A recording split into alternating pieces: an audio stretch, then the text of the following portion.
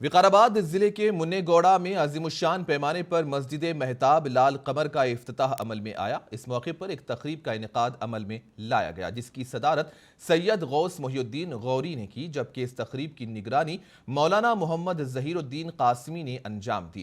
تقریب میں مولانا مفتی سید صادق محی الدین، سابق صدر مفتی جامعہ نظامیہ حیدرآباد مولانا محمد سلیم کشتاپوری، محتمم مدرسے فیض القرآن کشتاپورہ ٹرسٹ مولانا نعیم الدین کوثر رشادی، ناظم مدرسے قصدس سبیل محبوب نگر مولانا مفتی محمد عبید، جناب محمد خواجہ پاشا بھائی ناظم، جماعت اسلامی ہند محبوب نگر و دیگر معزز شخصیات نے بطور مہمانان خصوصی شرکت کی۔ سید امتیاز الدین غوری، سید عظیم الدین غوری، محمد ضیاء الدین اور سید الیاس الدین غوری نے تمام مہمانوں اور شرکائے تقریب کا استقبال کیا۔